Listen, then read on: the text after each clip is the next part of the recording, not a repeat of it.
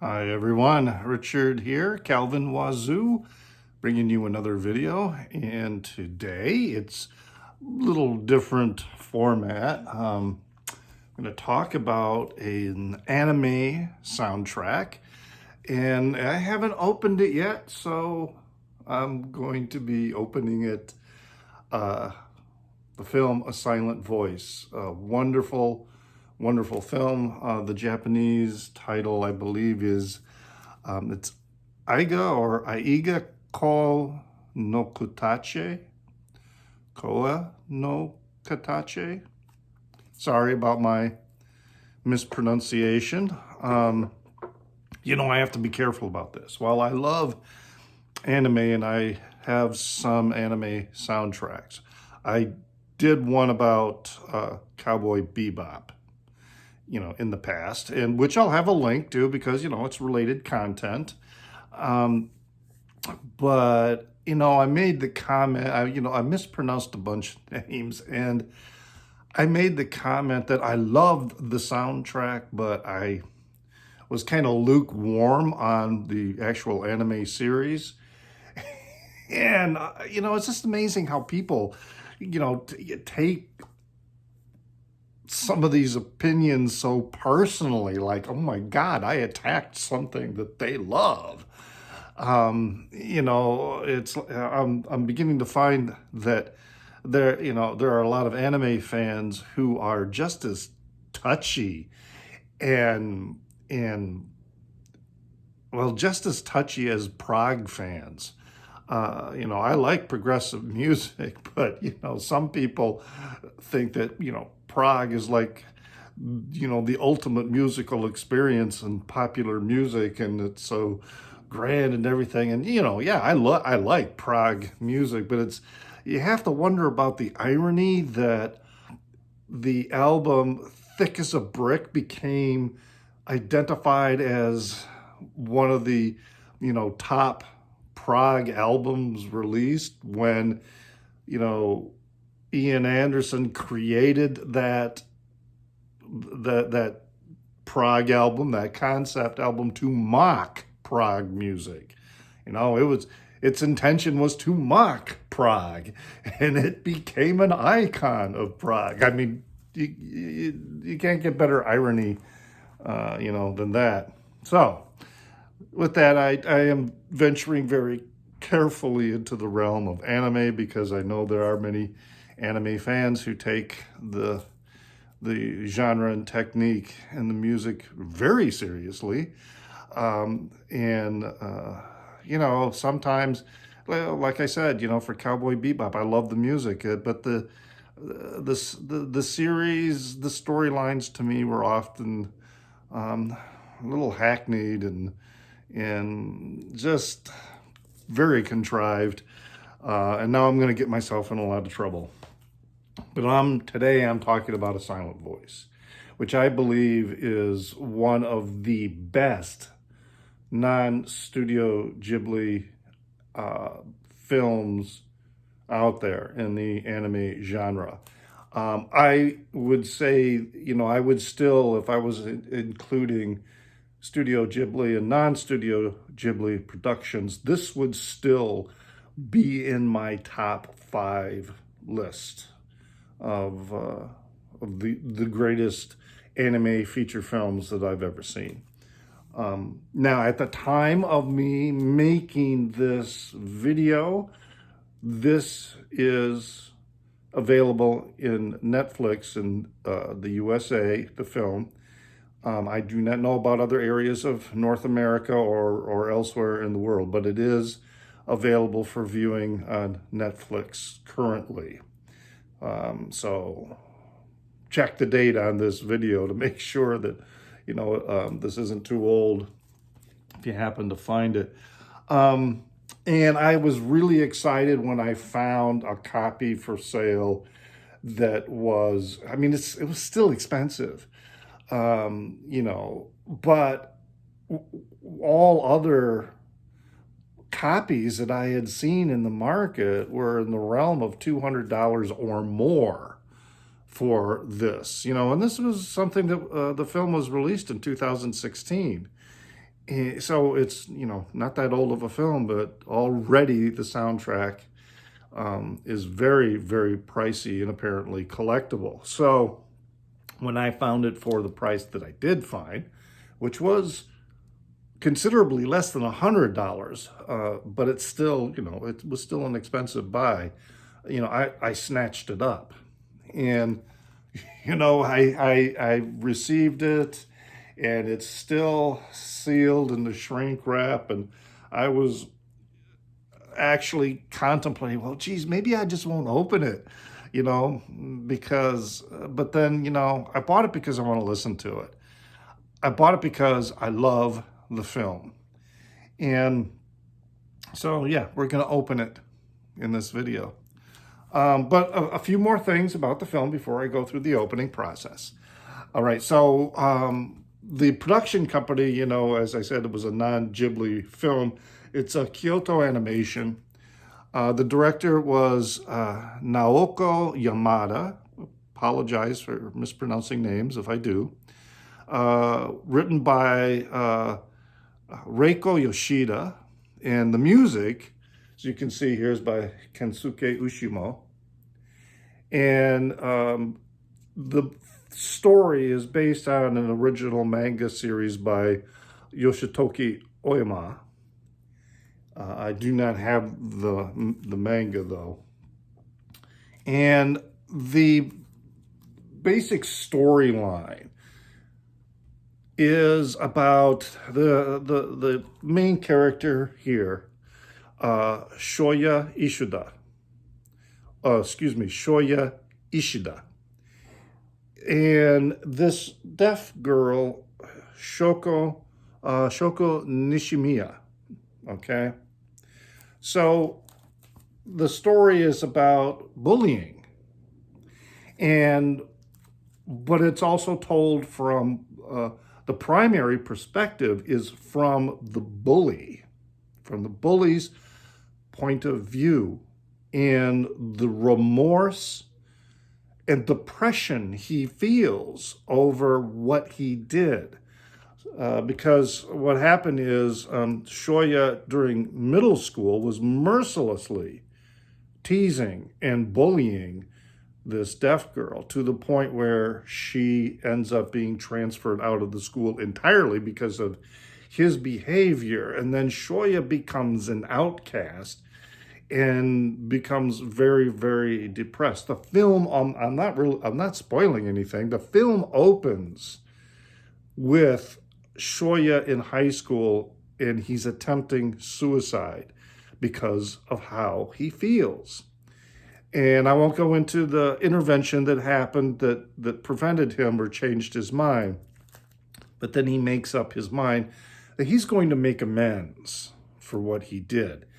And with this this is an anime film that was primarily designed for teenagers and middle schoolers, and dealing with this really complex subject about bullying. And a lot of times we think about the victim of being the bully.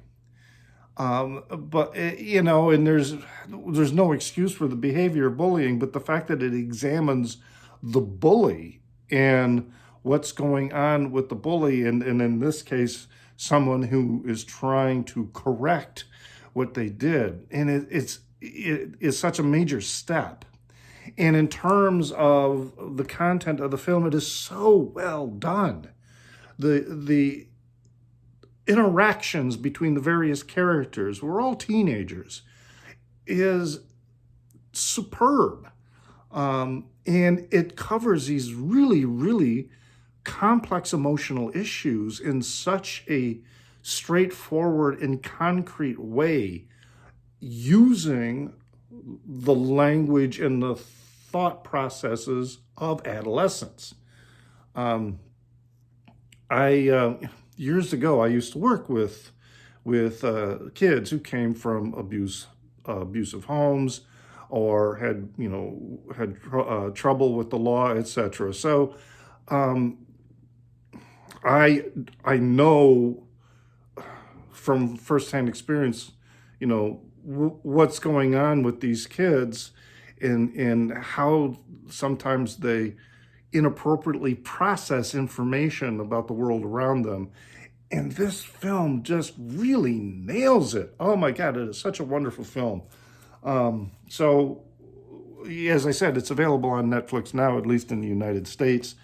But now let's get to the, not the unboxing. Oh, something else I noticed with this beautiful artwork is how the flower symbolism, there's the symbolism that's going on in the film. There's flowers that are representative of the individual characters, but the koi in this canal, koi are the fish koi, generally in Japan anyway, is viewed as symbolizing luck and perseverance. And so the koi throughout the film are representing that perseverance for all the characters as they process their roles, because some of them were there during middle school when the bullying was going on, in their own lives. So that perseverance of reaching an understanding of self and others, that, like I say, is just really, really beautiful.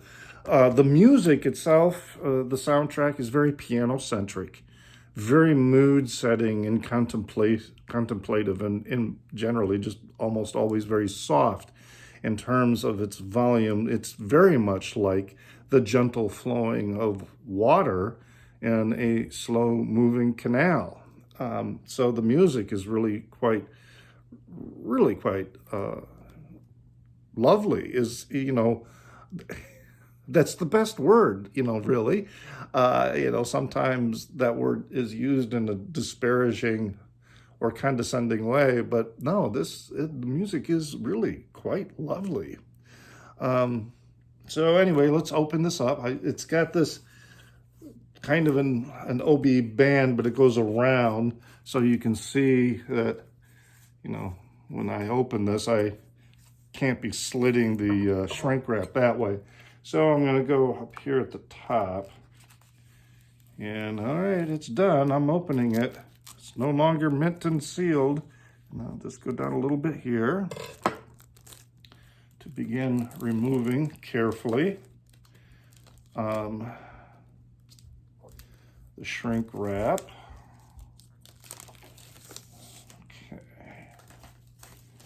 There we go. So just really, oh, wow. The texture of the stock, as I'm now looking at it, it's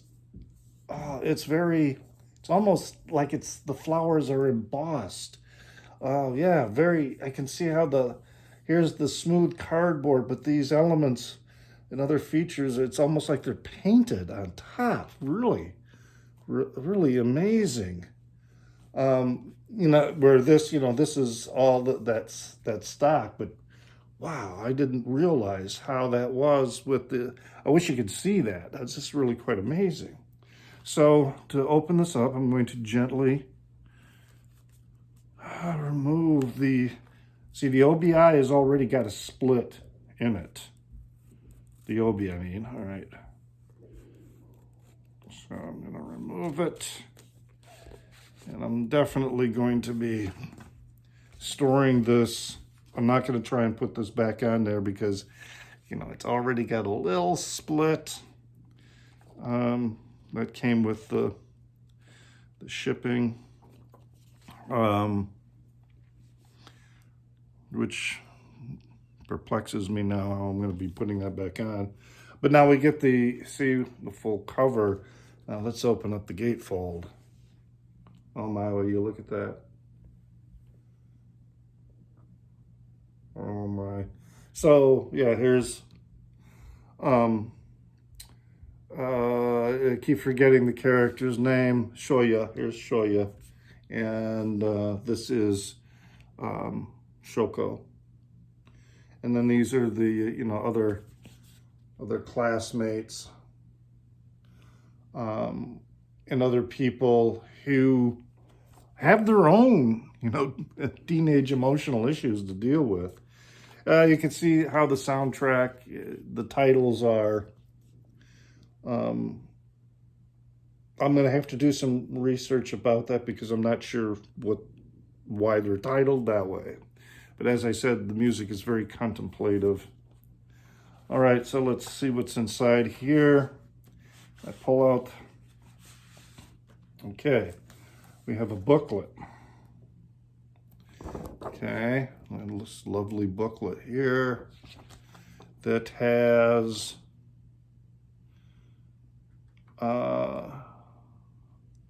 some articles by different people, comments by a film critic, Andrew Osmond, an author who wrote a history of anime, Jonathan Clements. Yeah, film credits, some information on, little synopsis. I'm not really showing this very well. We've got some information on the characters and the voice who is doing the various characters.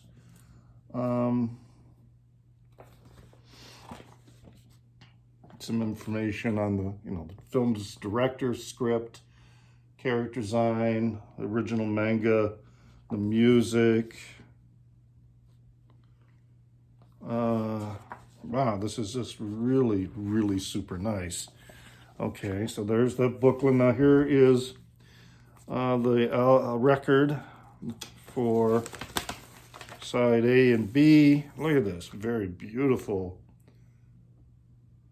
Kind of an aqua, slightly marbled vinyl. And it is nicely flat.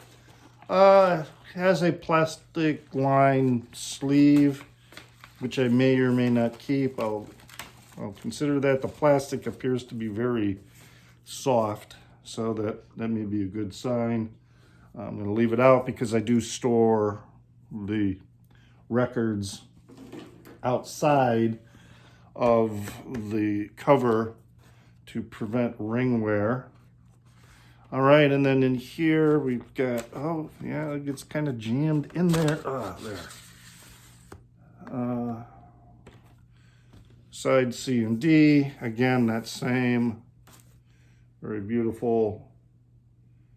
It's kind of an aqua, getting a little close, not quite as dark as cobalt blue, but it's a little more of a deep aqua blue. Very nice. Also, yes, very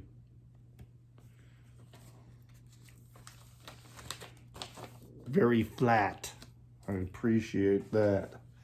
I guess I could put that Obi strip back on because I've got the booklet. There's really not a whole lot of reason for me to be taking the cover out and opening the gatefold to look. I mean, it is beautiful artwork. I mean, this is frameable. I mean, do a record frame. I wish you could really see how these, like this image of the two characters and then of all the flowers, it's like it's another layer of color that's on the album. It's like,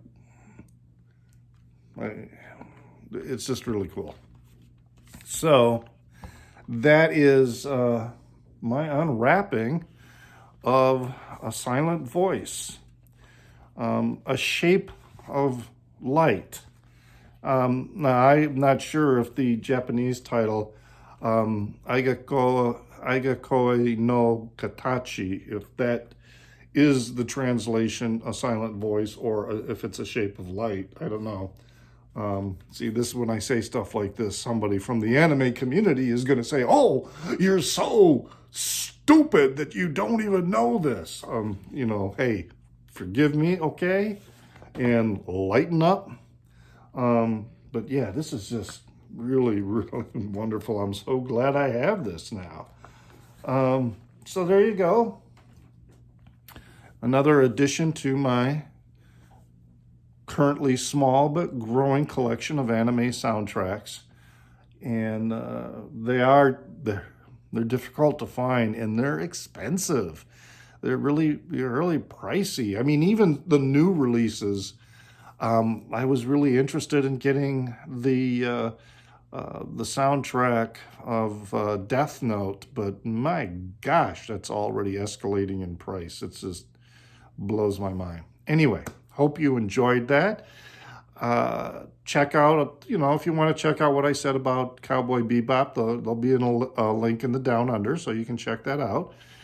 In the meantime, always remember to pray for the people inside your head, for they won't be there when you're dead.